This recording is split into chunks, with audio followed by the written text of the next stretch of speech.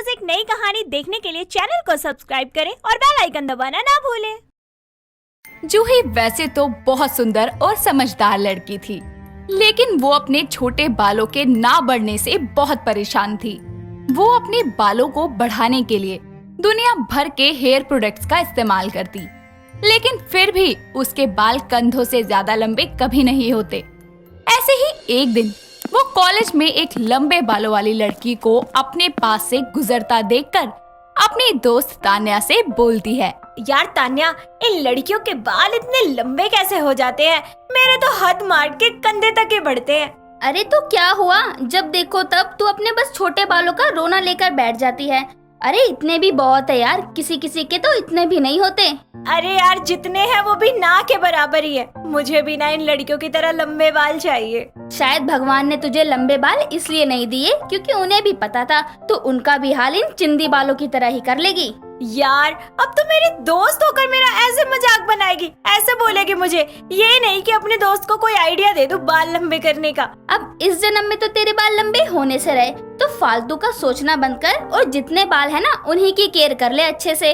अच्छे से जानती हूँ मैं, तू चाहती ही नहीं है कि मेरे बाल लंबे हो जाए, मैं अच्छी दिखूं। अरे यार जूही, मेरा वो मतलब नहीं था। मैं बस ये कह रही हूँ कि जो चीज अपने हाथ में नहीं है उसके लिए दुखी क्यों होना। चल, तेरा मूड ठीक करने के लिए मैं तुझे वड़ा पाव खिलाती हूँ। इतना बोलकर दोनों वहाँ से वड़ा पाव खाने चली जाती हैं। कुछ दिन ऐसे ही बीतते हैं। एक दिन जूही हॉल में बैठकर फोन चला रही थी, तभी वहाँ उसकी माँ देविका आकर बोलती है, अब तो इस मर्जाने फोन को साइड में रख, समझी? और मेरे साथ बाहर चल, कुछ शॉपिंग करनी है। अरे इस टाइम कौन सी शॉपिंग करनी है आपको? मैं नहीं जा रही आपके साथ कहीं भी। चल रही है या आप 2-4 सुनाऊं तब चलेगी मेरे साथ? हाँ चल रही हूँ, तैयार होके आ रही हूँ अभी। इतना कहकर जूही अपने कमरे में जाती है और थोड़ी देर बाद में तैयार होकर अपनी माँ देवकी के साथ में मार्केट जाती है, जहाँ वो दोनों बाजार में चीजें देख ही रही थी। तभी जूही की नजर एक विग की शॉप पर जाती है, जहाँ वो बहुत सारी और तरह तरह के नकली बालों की विग देखती है और अपनी माँ को साड़ी खरीदते देखकर वो चुपके से वहाँ से खिसक जाती है। जिसके बाद में वो उस विग की शॉप पर पहुँचती है, जहाँ लंबे बालों वाली विग को देखकर उसकी आंखें चमक जाती है और वो उनमें से एक काले और घने बालों वाली विग को खरीद लेती है। घर आकर उसे अपने सर पर लगाकर देखती है और खुद से बोलती है, वाओ जूही, ये विग कितनी रियल लग रही है। ऐसा लग रहा है जैसे तेरे खुद के बाल हैं। अब तो मैं हमेशा ऐसे ही विग पहनकर बाहर जाऊंगी, फिर देखती हूँ लोग कैसे मेरी तारीफ नहीं करते। इतना कहकर वो विग उतारकर अपने ड्रेसिंग टेबल की ड्रॉअर में रख देती है और कुछ दिन बाद में उस विग को लगाकर कॉलेज जाती है, जहाँ उसकी फ्रेंड तान्या उसके लंबे बालों को देखकर हैरान रह जाती है और उससे बोलती है, यार जूही, कहीं मैं सपना तो नहीं देख रही? ये तेरे ही बाल है ना, इतने घने और लंबे? क्यों, चौंक गई ना मेरे बालों को देखकर? अरे ये मेरे नए शैम्पू का कमाल है, जिसने कुछ ही दिनों में मेरे बाल इतने सुंदर कर दिए और लंबे हो गए। सच में यार, ये तो कमाल ही हो गया। मैं तेरे बालों को टच कर सकती हूँ क्या? इतना बोलकर तान्या अपने हाथों को जूही के बालों की तरफ बढ़ाने ही लगती है कि तभी जूही एकदम से उसका हाथ झटक कर बोलती है, क्या यार, तू भी, क्लास का टाइम हो रहा है, चल वरना लेट हो जाएंगे। इतना बोलकर वो दोनों अपनी क्लास लेने के लिए चली जाती है। ऐसे ही दिन बीतते हैं और जूही मार्केट जाकर अलग अलग टाइप की विग की शॉपिंग किया करती।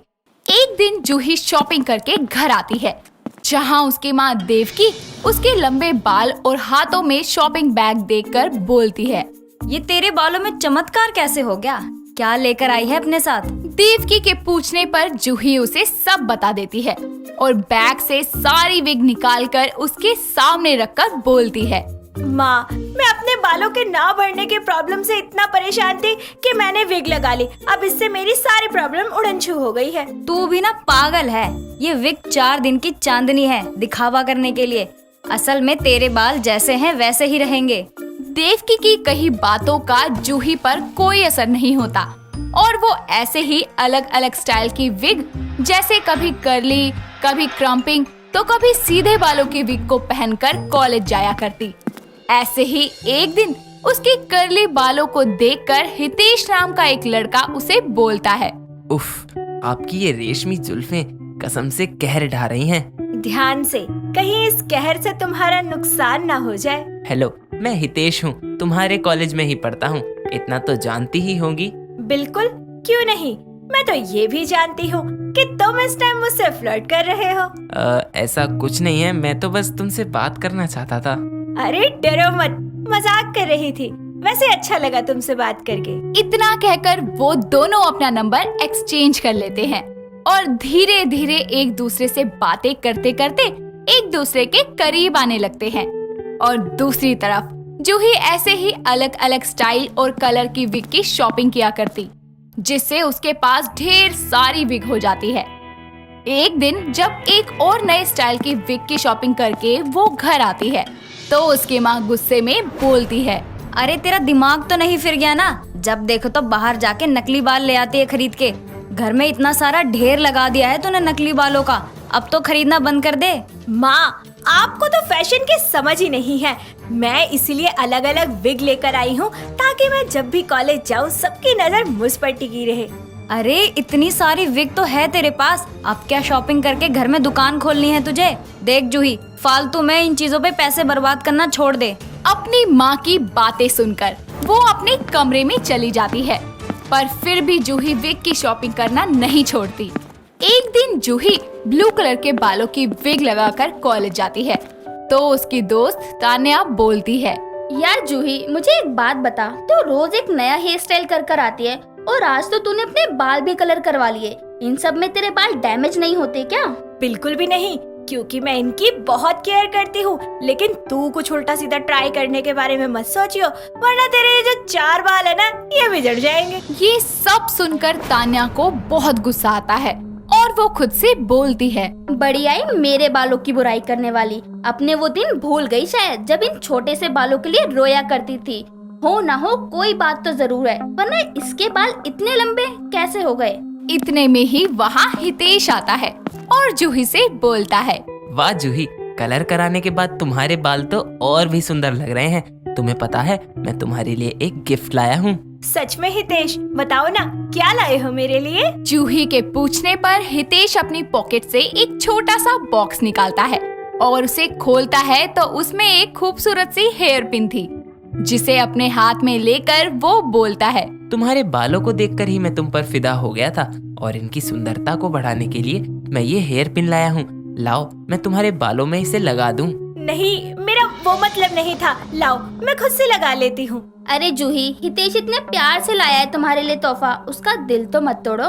अच्छा चलो, मैं ही ये पिन लगा देती हूँ और बहुत ध्यान से लगाऊंगी, तुम चिंता मत करना। जूही के मना करने के बाद भी तान्या उसके बालों में पिन लगाने लगती है और पिन लगाते लगाते वो जानबूझकर उसके बालों को जोर से खींच देती है, जिससे उसके ब्लू कलर की विग जूही के सर से उतरकर तान्या के हाथ में आ जाती है।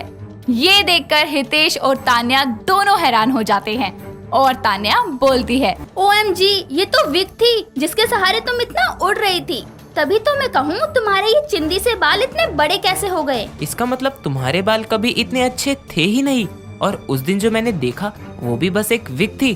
तो यानी कि तुम बस ये विग लगाकर दिखावा कर रही थी। तो और क्या करती मैं? सब मेरे बालों का मजाक बनाते थे, लेकिन जब से मैंने विग पहनना शुरू किया सब मेरी तारीफें करने लग गए, इसीलिए मैं इसे हमेशा पहनने लगी।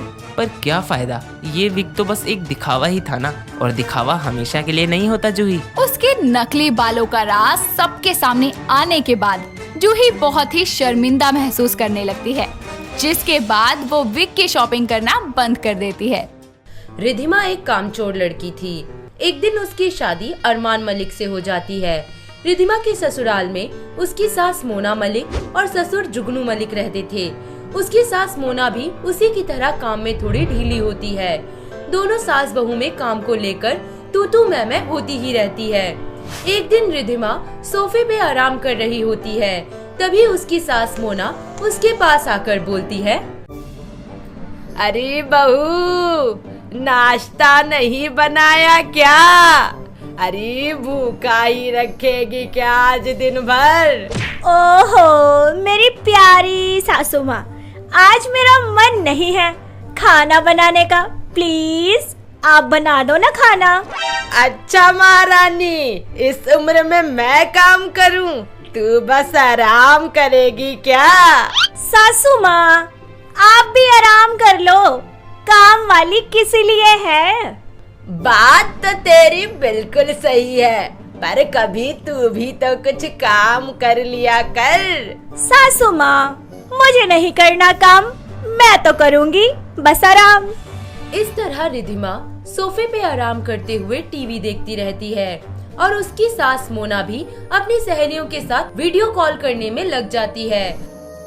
और तभी अरमान नाश्ते के लिए अपनी माँ मोना और बीवी रिधिमा को आवाज लगाता है। माँ, रिधिमा, जल्दी से नाश्ता लगा दो, आज ऑफिस जल्दी जाना है। अरे वो दोनों आराम कर रही हैं, तू भी फ्रिज में से लेके कुछ खा ले, यहाँ सब काम वाली के भरोसे ही रहता है। पापा, मैं कब से आवाज लगा रहा हूँ यार, कोई सुन ही नहीं रहा। वो दोनों मोबाइल और टीवी में मगन है, कभी भूकंप भी आ जाए ना तो हिलेंगी नहीं दोनों सास बहू। देखो पापा, ये गलत बात है इन दोनों की।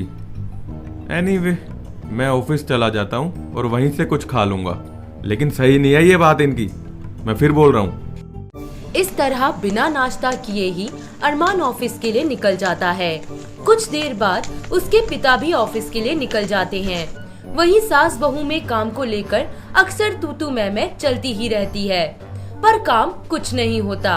और ऐसे ही एक दिन रिधिमा आराम से सो रही होती है और तभी उसकी सास मोना उसके पास आती है और उसे जगाकर उससे कुछ सवाल करने लगती है। बहू रानी, क्या बात है, पूरा दिन आराम आराम, अरे कभी कर लिया कर कुछ काम। सासू माँ, काम करने से क्या होगा? 4 पैसे बचेंगे। पैसे बचाने से क्या होगा?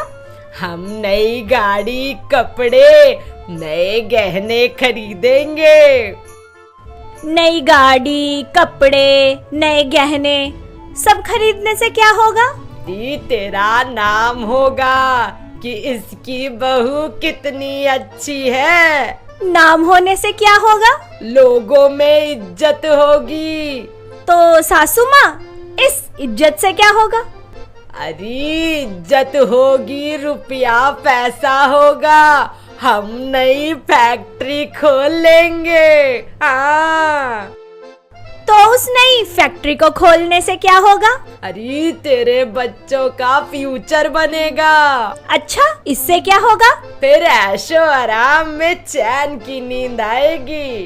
वो तो मुझे अब भी आ रही है, खामा मेरे 15 मिनट बर्बाद कर दिए। बात तो तेरी बिल्कुल सही है, इतने पैसे कमाकर और मेहनत करके भी करना आराम ही है, तो अभी क्यों नहीं।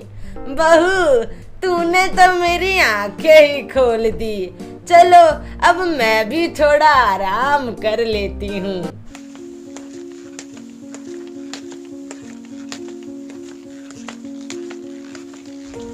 रिधिमा और उसकी सास मोना के बीच हुई ये सारी बातें अरमान सुन लेता है। उनकी ये बातें सुनकर अरमान अपना सर पकड़ लेता है और अपने पिता जुगनू मलिक के पास जाकर बोलता है, पापा, अब पानी सर से ऊपर जा चुका है, अब मुझसे बिल्कुल बर्दाश्त नहीं हो रहा। मैं बता रहा हूँ, मैं ना बस। अरे अभी से ही हार मान ली? अरे भाई, मैं तो पिछले 30 सालों से झेल रहा हूँ और तू 2 सालों में ही घबरा गया। पापा, अब पानी सर से ऊपर बह चुका है, अब मुझसे और बर्दाश्त नहीं होता। हाँ, जब घी सीधी उंगली से ना निकले तो उंगली टेढ़ी करनी पड़ती है। इस तरह जुगनू सास बहू को सबक सिखाने के लिए अपने बेटे अरमान के साथ मिलकर एक योजना बनाता है और घर की नौकरानी को छुट्टी पे भेज देता है।